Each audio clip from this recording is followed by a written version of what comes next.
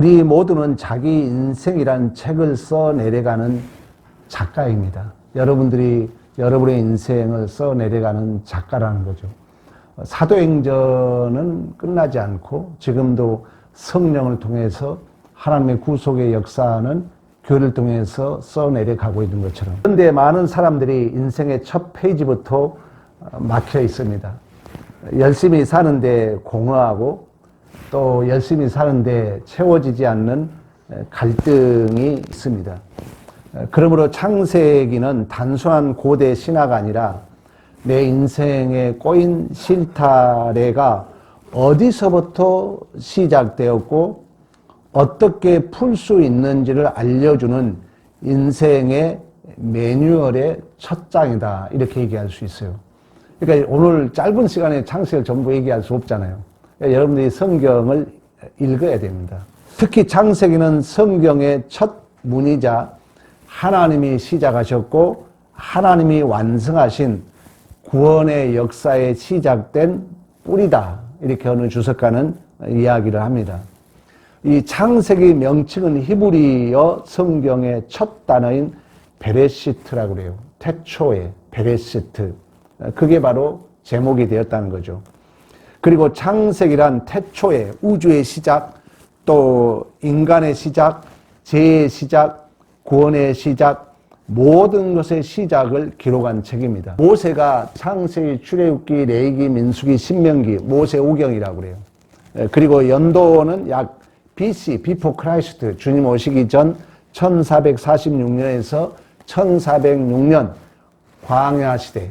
그러니까 이스라엘 백성이 이미 출애굽을 했고 광야 시대에서 기록됐다 그럽니다. 지필 동기는 출애굽 이후에 이스라엘 백성들이 430년 동안 이집트에서 종살이 했잖아요. 그러니까 그 이집트의 다신론적 세계관에 젖어서 이제 출애굽을 했지만 광야에서 방황하는 이스라엘 백성들에게, 어떤 분은 은근히 돈이 내 신이고 성공이 내 신이고 또 인생은 어디서 왔는가, 소크라테스가 내 자신을 알라 그랬잖아요. 우리는 여전히 우리가 어디서 왔다 어디로 가는가, 이러한 정체성을 확립해주고 하나님의 언약의 신실하심을 알리기 위하여 창세기가 기록됐다는 것입니다. 내용으로 보면 1장에서 11장까지는 원창조라고 그래요. 창조와 그리고 타락, 그리고 홍수, 바벨탑. 자세히 이야기 못합니다. 대략 개론적으로 얘기하면 그래요. 그리고 12장부터 50장까지는 4대 족장, 아브라함, 이삭, 야곱, 요셉 이야기가 기록되어 있는 것입니다. 예수 그리스도를 모형으로 예표로 담고 있다 그래요. 창세기도 마찬가지예요. 빛은 예수 그리스도를 예시합니다. 여자의 후손, 아까 원시복음이라고 읽었잖아요. 여자의 후손도 예수 그리스도를 예시합니다. 첫째 아담은 둘째 아담을 모형으로 그려주고 있습니다. 방주, 노아흐, 방주, 태바, 이런 것도 예수 그리스도를 우리에게 보여주고 있어요. 아브라함이 번제로 드려진 이삭도 마찬가지로 갈라디아서 3장 16절에 아브라함의 후손은 여럿을 얘기하는 것이 아니라 누구 한 사람? 예수 그리스도를 모형으로 담고 있습니다. 아브라함이 그 가나안 북부 내국을 이기고 승리했을 때 살롬의 왕 멜기세덱도 예수 그리스도를 모형으로 보여주고 있고, 요셉도 엄밀히 말하면 영화된 모습을 보여주고 있는 것처럼 예수 그리스도를 예표해주고 있는 것입니다. 자, 그러면 창세기와 현대 성도와의 관계는 뭐냐면, 창세기는 우리의 존재의 근원을 설명해주고 있는 거예요. 혼돈과 공허 속에서 방황하며 창조적 질서를 실패한 사람들에게 찾아오신 하나님의 은혜를 보여주는 영적 거울이다, 이런 어느 주석가는 얘기해요. 창세기의 핵심 구절은 우리가 방금 읽었던 태초에 하나님의 천지를 창조하셨다. 그러니까 모든 존재의 주어가 내가 아니라는 거예요. 우리 마치 창세기 설교하면서 그런 얘기 했잖아요. 우리는 예수를 믿으면 인생의 터닝 포인트를 가졌는데 예수를 믿고도 안 바뀐 사람이 있어요. 뭐가 안 바뀌었으니까? 주어가 안 바뀌었으니까. 항상 나야 나. 내 중심이니까 상처받는 거예요. 하나님이라니까요. 하나님이 모든 거의 주인 되면은 진정한 자유를 누리는 거예요. 근데 이제 창세기는 그런 의미에서 우리의 존재의 주어를 내 중심에서 하나님이시므로. 그리고 아까 우리가 원시복음이라고 말할 수 있는 창세기 3장 15절 여인의 후손이 그 사단의 머리를 박살낼 것이다. 그 내용이에요. 그러니까 인간의 실패에도 불구하고 하나님의 신실한 약속의 구원을 완성하신다는 것을 우리에게 보여주고 있습니다. 여전히 창세기 배경은 출애굽한 이스라엘 백성들은 400년 동안 또는 430년 동안 애굽에서 종살이를 하죠. 그래서 다신론적 문화에 찌들어 있는 거예요. 오늘날 우리들도 마찬가지죠. 여러분 돈이 신인지 성공인지 아들, 건강 뭐 이런 것들이 우리의 신이잖아요. 그래서 우선순위가 하나님보다도 이런 것들이 우선순위가 되어 있는 당시의 이스라엘 백성들이 그런 삶을 살았다는 거죠. 즉 이스라엘 백성이 애굽에서 출애굽을 했지만 우리는 노예인가 하나님의 백성인가? 여러분이 자존심 때문에 기분 나빠하잖아요. 쉽게 말하면 자존심에 내가 종이 되었다는 거예요. 돈 때문에 마음 상하잖아요. 쉽게 말하면 여러분 돈의 노예가 되었다는 거예요. 특히 옳고 그러면 여러분 막 기분 나빠하잖아요. 미안하지만 선악과 주체 종으로 산다는 거예요, 그 사람은. 진리할지 진리가 너희가 자유케 되는 거예요. 우리 믿는 자는 모든 기준이 예수 그리스도 하나님 말씀인 줄로 믿습니다. 근데 당시에 이스라엘 백성 출애굽은 했지만 이미 430년 죄의 종으로 살았기 때문에 여러분의 자녀는 사탄의 자녀였잖아요. 사단이 너가 최고야, 너가 최고야. 선악과 주체구로의 삶을 살았다는 거예요. 근데 어느 날 예수를 믿어. 근데 아직 이게 안 고쳐져 있어. 그러니까 내가 종인지 하나님의 자녀인지 구분을 못해. 종의 특징, 강압적인 힘에만 순종해. 이래? 이렇게 해? 그때만 순종해. 그리고 인격적으로 얘기하면 무시해. 종의 습관입니다. 하나님의 자녀는 그게 아니에요. 우리는 자유의지를 줬다는 것은 선을 행할 수 있는 실력이 우리는 회복된 거예요. 왜? 하나님이 내 안에 계시기 때문에. 우리를 인도하신 여호와는 애굽의 신들과 무엇과 다른가? 여러분도 질문을 가지고 있잖아요. 돈과 하나님과 뭐가 다르지? 돈이 더 좋아 보이잖아요. 성공과 하나님과 뭐가 다르지? 성공이 더 좋아 보이잖아요. 그런 갈등이 있는, 그러한 정체성의 혼란이 있는 그 백성들에게 하나님께서 지금 응답을 주는 것이 창세기라는 것입니다. 오늘 사는 우리는 또 마찬가지입니다. 내 인생은 왜 이렇게 공허하고 뒤틀려 있는가? 열심히 사는데 왜 내 내면적 혼돈은 사라지지 않는가? 이런 것도 다 당시에 이스라엘 백성들이 겪고 있는 정체성이나 오늘날 우리들이 겪고 있는 정체성이나 동일한 것입니다. 우리는 끊임없이 내가 삶의 주어가 되어 있기 때문에 나의 성을 쌓아. 윤리도덕주의는 뭐라 했어요? 내 어려움의 끝은 없잖아요. 여러분 정직하게 산다고요? 정직하게 사는 기준이 뭐예요? 여러분 뭐 나는 잘못 없다고요? 잘못 없는 기준이 뭔데요? 없는 거예요. 그러니까 스스로 자기가 밥을 타고 사는 거예요. 그러면 이게 쌓아놓고 보면 어느 순간에 또 무너져. 왜? 나보다 더 똑똑한 사람이 있거든. 나보다 정지한 사람이 있거든. 그러니까 계속 모래성 쌓는 삶을 산다는 거죠. 그러다 보니까 무너지고 공허하고 이런 삶을 사는 거예요. 그래서 현대인들이 겪는 것 가장 큰 건 뭡니까? 우울감. 스스로 억압당해. 내가 내 기준을 높이 쌓아놓으니까 스스로 억압당한다는 거죠. 그리고 세상의 응시자로 말미암아, 세상의 걸로 말미암아 스스로 억압당하는 거예요. 그리고 우울감이 오고, 그리고 불안하고. 그래서 또 세상은 그렇게 대답을 해요. 야, 너가 그렇게 어려움 당한 것은 문명의 문제야, 환경의 문제야, 교육의 문제야. 그래서 자꾸 이제 환경을 탓해. 그리고 조건을 탓해. 핑계대, 원망해, 불평해. 자기 상처는 더 깊어져 가는 거죠. 그러나 그러한 것들이 좋아지고 발전할수록 여러분 돈이 없습니까? 집안에 컴퓨터, 세탁기, 냉장고 뭐가 없냐고요. 우리나라 수준이면 지금 세계 지금 10위권 안에 있습니다. 근데 여러분 내 마음은 공허해. 그리고 우리는 더 탐욕적이야. 더 이기적이야. 그러다 보니까 관계는 더 깨져. 요즘은 양보 안 하잖아요. 그러니까 젊은이들이 왜 여러분 결혼 안 좋아하세요? 이기적이니까 안 하는 거예요. 솔직한 얘기로. 성경의 답은.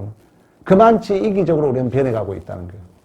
문명은 발달하고 살기는 좋아졌는데 얼마나 이기적인지. 예수 없으면 그런다는 거예요. 예수 없으면 망하는 거예요. 그래서 예수 없으면 전쟁은 더 나게 돼 있어요.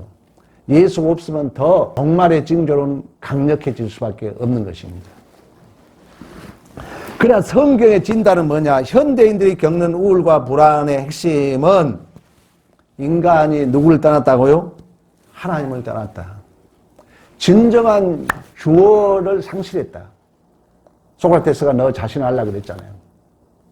여러분 자신을 뭐로 아냐고요? 그러니까 내가 나를 규명하는 거예요. 근데 자꾸 허탈감이 오는 거죠. 정말 여러분의 주어가 뭐냐고요? 여러분 삶의 기준이 뭐냐고요? 없으니까 여러분이 우울감에 오고 허탈감에 빠진다는 거예요. 쉽게 말하면 성경의 진단이에요. 내가 주인된 삶의 무게를 견디지 못해서 신음하는 우리들에게 오늘 성경 말씀하고 있어요. 태초에 하나님이 천지를 창조하신 줄로 믿습니다. 그 말은 뭐예요? 모든 시작의 근원이 너가 아니라는 거예요. 하나님이라는 거예요.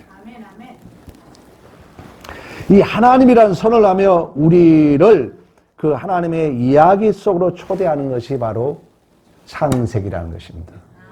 얼마나 좋은 거예요. 근데 왜 안 읽냐고요? 읽으시라는 거예요. 그래서 2절에도 땅이 온돌하고 공허하며 흑암이 깊음에 있고 하나님의 영은 수면 위에 운행하니라. 그러니까 운행하다 라프. 하나님이 여러분들을 지금 품고 있다는 거예요. 그런데 믿음 없이가 몰라. 하나님은 나를 복되게 인도해 가는데 믿음 없이가 나는 딴 길로 가. 자존심 따라가고 욕심 따라가고 이심 따라가고. 그러니까 마음에 남는 거 이제 상처, 아픔, 억압. 그래서 무식은 꽁에 있는 거예요. 그래서 좀만 뭐 하면 성질 내고 안 그러면 안 만나버려. 단절. 다 이것도 이런 죄야. 여러분 안 한다 그러잖아요. 왜? 내 울타리 딱 정해놓고 기분 상하니까 안 해버려? 안 만나버려? 고독. 병 나요, 여러분. 자꾸 그래서 여러분 전화 한 통도 하고 계속 구역장 중요한 거예요. 전화도 하고 어떠냐고 묻고. 우울증의 초기 증상은 뭔지 아세요? 단절이야. 여러분이 우울증이 있다는 것은 말하기 싫어. 전화하기 싫어. 우울증이야. 우리 젊은이들 거의 기계에 빠져있게 다 우울증에 있는 거예요. 몰라요? 안 해요? 싫어요? 우울증이야. 초기 증상이야. 병원에 가봐요. 우리 사촌 형이 그 얘기 하더라고. 야, 나는 괜찮은데 병원에 갔더니 이렇게 그분들 이제 살다가 이제 사업이 막히고 나이가 먹어가니까 친구한테 전화하기 싫더라는 거예요. 그래서 병원에 갔더니 진단을 해주래요. 선생님, 우울증 초기입니다. 우울증 초기는 일단 안에 싫어, 단절이 온다는 거예요. 만나기 싫어하고 전화하기 싫어하고 우울증 초기라는 거예요. 하나님이 우리를 이렇게 운행하고 있는데 우리가 모르면 우리가 스스로 억압 속에 자꾸 혼돈과 공허함에 빠질 수밖에 없는 것입니다. 그 공허 속에, 그 혼돈 속에 하나님이 뚫고 들어와서 새로운 질서, 새로운 권위를 세워가는 것이 창조 이야기며 재창조 구원의 이야기인 줄로 믿습니다. 그래서 3절에 하나님이 이르시되 빛이 있으라. 단순한 명령이 아닙니다. 존재 창조하시는 권능을 의미하는 거예요. 그래서 그 빛이 있으라, 빛이 있었던 것처럼. 그래서 팀 켈러 목사가 이런 얘기를 했습니다. 우리가 하나님 외에 다른 것에서 질서를 찾으려 할 때 그것이 우상이 된다. 돈, 성공. 하나님께 권위를 두라는 거예요. 하나님께 질서를 두라는 거예요. 근데 다른 데서 그 권위와 질서를 찾게 되면 그것이 우상이 된다. 그 우상은 반드시 우리를 혼돈으로 몰아간다. 돈 따라가면 여러분 끝이 없습니다. 저도 빠져봐서 알아요. 저도 부도도 나보고요. 신용카드도 불량이 되고. 저 20년 동안 저는 부도 나가지고 은행을 못 쓴 사람이에요. 우리 교회 여기 구입하기 전까지 저는 사실 신용불량으로 있었어요. 부도 처리가 안 돼가지고. 내 집도 없잖아요, 저는. 왜? 돈만 모아놓으면 빼가버려. 부도 났더니. 돈 좋게 가면 그 돈이 결국 우상이 되고, 그건 이제 나에게 혼란을 줍니다. 성공? 자녀? 여러분, 자식이 여러분 막 우상이 되면요, 혼란만 와요. 세계적인 성악가 조수미 씨 알잖아요. 그 세계적인 무대에 올라가면 얼마나 불안합니까? 염려가 있으니까. 그때마다 기도했다 그러잖아요. 하나님, 내 몫은 내 것이 아닙니다. 하나님 앞에 빌려왔습니다. 하나님 것이니까 하나님이 좀 멋있게 써주세요. 그랬더니 염려가 사라지고 근심이 사라진 줄로 믿습니다. 여러분의 인생에 뒤틀려 있습니까? 여러분 노력의 부족에서가 아닙니다. 말씀의 부족입니다. 말씀의 기갈이에요. 말씀의 기갈. 믿음의 기갈이에요. 그 사람의 삶의 중심에 말씀의 안전벨트가 없으면은 우리 인생은 꼬이게 됐어요. 시편에 뭐라 합니까? 복 있는 자는 여호와의 율법을 주야로 묵상하는 자입니다. 그런 시냇가에 심은 나무가 시절초짜 과실을 맺으며 그 푸르름이 마르지 아니함 같이 만사가 형통합니다. 그러나 말씀이 없는 자는, 율법이 주야로 묵상하지 않는 자는 바람에 나는 겨처럼 인생이 꼬인다는 것입니다. 여러분, 하나님의 주어가 될 때만 우리의 삶의 혼돈은 질서로, 공허는 의미로 채워줄 줄로 믿습니다. 꼭 여러분들이 말씀을 읽으라는 거예요. 하나님의 주어가 되도록. 두 번째, 하나님은 이러한 이제 죄를 범한 후에 숨은 인간을 내가 어디 있느냐 찾아오셔서 관계를 회복합니다. 여러분, 오늘 또 예배에 온다는 것은 여러분들이 하나님을 만나러 오는 것도 있지만 하나님을 여러분들을 찾아 나서는 거예요. 어디 있느냐, 이것은 장소를 묻는 게 아니에요. 단절, 관계의 단절을 아파하시는 하나님의 호소입니다. 여러분, 그 하나님과는 아버지와 아들 관계, 하나님이 모든 역사의 주인 창조주와 우리는 피조물과 관계인데 그 틈바구니에 사단이 우리를 유혹해가지고, 야, 너 자존심이 최고야, 너 이기심이 최고야, 너 옳고 그름이 최고야, 너 자식이 최고야, 돈이 최고야, 사단은 거짓의 아비야, 거짓말로 부추겨. 그래가지고 하나님과 멀어지게, 교회와 멀어지게, 담임 목사와 멀어지게 사단의 괴계라는 거예요. 사단의 괴계는 관계를 깹니다. 틈을 벌려요. 그 사단은 뭐 타고 다닌다고 그래요? 틈 타고 다닌다고 그래요. 그래서 하나님은 그 관계를 회복하기 위하여 지금도 여러분 마음속에 성령이, 야, 어디 있느냐, 누구야, 어디 있느냐 찾고 있는 거예요. 관계 회복하기 원하는 거예요. 그래서 존 파이퍼 목사 이런 얘기를 했어요. 이 질문은 심판의 추궁이 아니라 잃어버린 자를 찾으시는 하나님의 거룩한 열망이다. 하나님이 여러분 나를 알고 있습니다. 하나님이 보고 계십니다. 하나님 우리의 머리들까지 세신 바 되신 줄로 믿습니다. 근데 우리는, 우리의 가장 큰 오해는 내가 믿는 하나님 조심해야 돼요. 내가 믿는 하나님, 내가 알고 있는 하나님이 전부로 보면 그건 우상이에요. 그래서 자꾸 내려놔야 돼요. 내가 알고 있는 하나님은 코끼리 중에 코끼리 털 하나 붙들고 있는 거예요. 근데 그걸 하나님으로 알고 있어. 안 돼. 자꾸 내려놔야 돼요. 하나님은 크신 분입니다. 그 하나님이 오늘도 여러분 어디 있느냐 지금 찾고 있는 줄로 믿습니다. 그래서 우리는 그런 의미에서 전도도 해야 돼요. 하나님이 우리를 찾고 있기 때문에. 그래서 그 하나님이 위선을 뚫고 우리의 제약된 그 어둠과 혼돈을 뚫고 들어오셔서 우리는 이제 이러한 혼돈 속에서 무화과 잎을 입고 사는 거예요. 무화과 잎은 그냥 마르면 끝나잖아요. 근데 우리는 이 세상적인 걸로 우리는 이렇게 치장하고 산다는 거예요. 근데 우리 하나님이 아담아 내가 어디 있느냐 우리를 찾아오셔서 관계 회복을 위해서 가죽옷을 입혀줘요. 하나님이 가죽옷을 입혀주고 나서 하와가 타락했잖아요. 근데 하나님이 가죽옷을 입혀주고 나서 뭘 안 줘요? 너는 산자의 어미가 되리라. 우리는 이제 가죽옷을 입은 거예요. 다시 말하면 예수 그리스도로 말미암아 죄와 사망에서 우리는 다시 태어났다는 거예요. 그래서 우리는 산자의 어미로서 또다시 우리는 생명을 잉태해야 될 줄로 믿습니다. 이처럼 하나님은 실패한 인간을 향하여 구원의 약속을 시작하셨고 그 약속을 예수 그리스도를 통하여 성취하신 줄로 믿습니다. 그래서 우리가 읽었던 3장 15절에 창세기 내용을 전체 얘기할 수 없겠지만 구속사적으로 풀면은 창세기 3장 15절 내가 너로 여자의 원수가 되게 하고 이 너는 사탄을 얘기하는 거예요. 이 사탄은 뭐냐면은 여러분의 우상, 돈이 최고, 성공, 건강, 자녀 이런 것들이 우상이 되잖아요. 우상이 되면 당연히 교회가 멀어집니다. 하나님과 원수되는 것입니다. 그래서 육신의 소욕은 성령을 뭐예요? 거스려요. 대적이에요. 방해예요. 그 복음이 이 창세기에 있다는 거예요. 3장 15절에. 내 후손도 여자의 후손과 원수가 되게 하리니 여자의 후손은 내 머리를 상하게 합니다.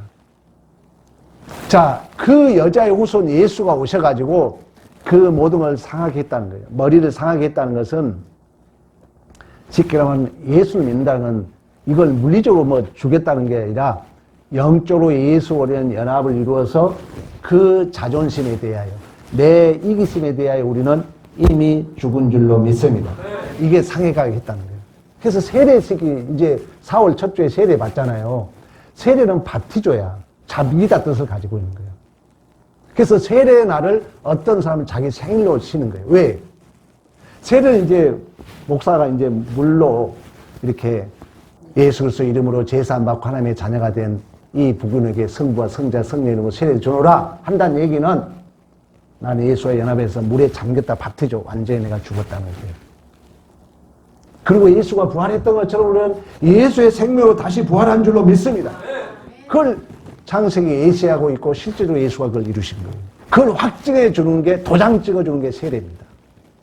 그래서 세례 받은 자는 이제 성례의 성찬에 참석하는 거예요. 나는 이제 예수의 떡을 먹습니다. 예수의 피를 먹습니다.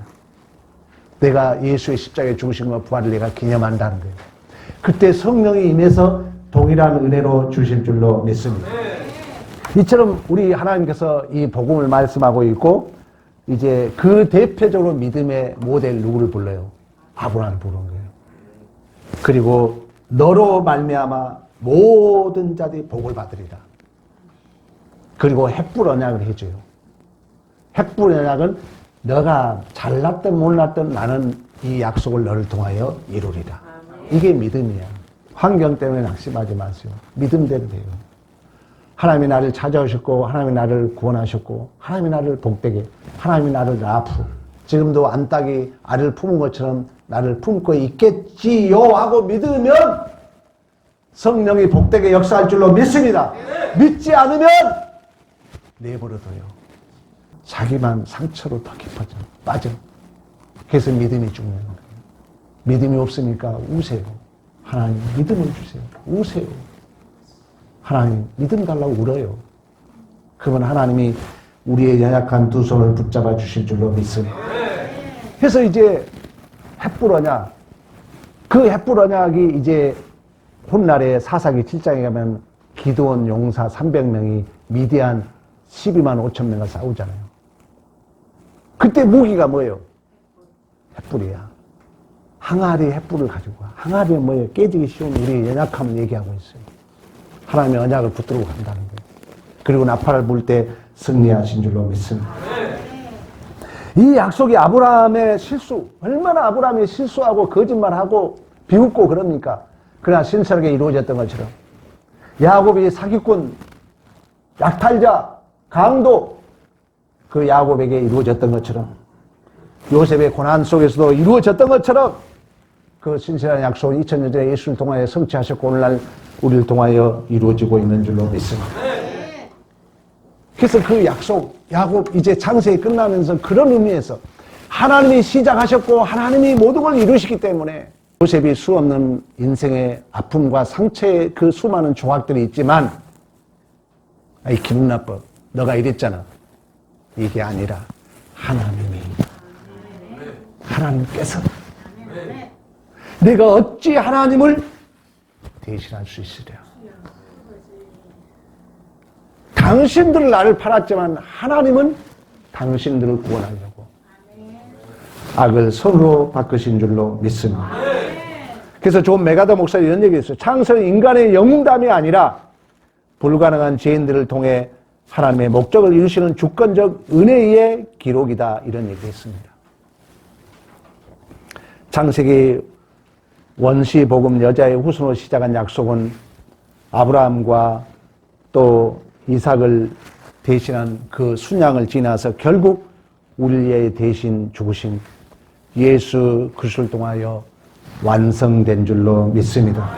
그리고 창세기 모든 족보는 메시아라는 한 점을 향하게 흐르는 은혜의 강물인 것을 성경 우리에게 말씀해 주고 있는 것입니다. 창세기 개론 더 깊이 더 자세한 얘기는 시간이 없어서 할 수 없습니다. 여러분, 창세기는 우리가 어떻게 살아가야 하는가를 말하기 전에 항상 주어가 누구로? 하나님이 우리를 위해서 무엇을 하셨는가? 내가 무엇을 해야 되겠다 먼저 묻기 전에 먼저 하나님 앞에 기도하고 하나님 앞에 물으시고 제발 여러분에게 부탁합니다. 하나님이 역사한다니까요. 왜 역사하는지 아는 줄 아세요? 의심이 있으면 역사하지 않습니다. 믿고 여러분 순종하면 반드시 하나님은 그래 나 살아있어 를 증명합니다. 특히 초신자들, 새로운 신자 여러분들 하나님을 엄청 경험할 수 있는 축복의 기회입니다. 절대 변명하지 마시고 제발 불평하지 마시고 그냥 하나님 믿고 하나님 대로 순종하게 되면 분명 이 우주 만물을 창조하신 그 하나님이 우리의 아버지 되신 줄로 믿습니다. 창세기는 나의 실패와 죄악보다도 하나님의 시작하신 은혜와 언약이 훨씬 큰 줄로 믿습니다. 아담이 잃어버린 그 낙원을 둘째 아담 예수 그리스도께서 십자가로 되찾아서 우리에게 선물로 주신 줄로 믿습니다. 그렇다면 오늘 이제 설교를 듣고 여러분 나가면서 집에 가서 꼭 이 세 가지를 기억해야 돼. 첫째, 내일 아침 눈을 뜰 때 오늘 내가 무엇을 할까가 아니라 하나님 오늘 내 인생의 주어가 되어 주십시오. 한번 실천해 보세요, 여러분. 실천해 보세요. 내일 눈 뜰 때 하나님 오늘 또 하나님이 내 삶의 주어가 되어 주세요. 그러면서 오늘 하루 주어가 내가 아니라 하나님이 되도록 시작하라는 것입니다. 하나님의 주어가 되도록. 내가 무엇을 하려기 앞서기 전에 하나님이 주어가 되게 되려고. 두 번째, 사람들에게 잘 보이기에 꾸며낸 거짓된 모습, 우상이 있다면 오늘 밤 기도 시간에 하나님 앞에 있는 그대로 연약함을 고백하세요. 우리는 여러분이 이렇게 지나보면은 사람 앞에 내 옳음을 증명하고 사람 앞에 내 잘남을 자랑하기 위하여 가식적이고 위선적 삶을 살 때가 많잖아요. 이제 저녁에 잠자리 누우면 나 혼자잖아요. 1대1로 하나님 만나잖아요. 하나님은 가장 우리에게 기뻐하는 게 뭐에 있어요? 상한 심령이에요. 여러분 마음 뜻대로 안 된 거 그대로 하나님 앞에 내놓으세요. 우리 하나님이 가죽옷을 입혀줬던 것처럼 예수 그리스도의 용서의 그 가죽옷을 의지하기로 축복하는 여러분이 실수한 거, 여러분이 오버한 거 꼭 저는 얘기합니다. 입으로 고백을 해야 돼요. 하나님, 이 부분은 내가 오버한 것 같습니다. 하나님, 이 부분은 내가 저 사람 마음을 아프게 한 것 같습니다. 고백하라는 게 입으로. 마음으로 믿어 의에 이르고 입으로 신하여 구원에 이르기 때문에. 속으로 얼버무리지 말라는 거예요. 하나님 기뻐하지 않습니다. 안 그러면 산에 가서라도 하나님 앞에 고백이 걸으면 하나님 이런 것은 이렇습니다. 절대 속으로만 하지 말라는 거예요. 저는 꼭 여러분들이 강조합니다. 입으로 고백하라는 거예요. 하나님 이러이러한 문제가 있습니다. 하나님이 도와주셔야 됩니다. 해보시라니까 한번 좀 제발. 분명히 성령이 우리의 말할 수 없는 탄식을 빨리 빌어주고 분명히 성령의 응답이 있을 줄로 믿습니다. 세 번째, 이번 주 내내 오늘 1장 태초에 하나님이 천지를 창조하셨다. 이걸 암송하면서 불만이 찾아올 때마다, 원망이 찾아올 때마다 이 세상을 만드신 하나님이 우리의 아버지인 줄로 믿습니다. 이걸 고백하라는 거예요. 원망이 찾아오고 불평이 찾아올 때마다 창세기 1장 1절 말씀을 외우면서 태초에 하나님이 천지를 창조하셨다. 그 하나님이 나의 아버지다. 이런 고백을 하면 뭐가 염려, 근심이 있겠습니까? 이런 삶을 통해서 진실로 여러분의 삶 속에 창조주 하나님 품 안에서 참된 안식을 누리는 믿음의 승리가 있기를 간절히 축복합니다.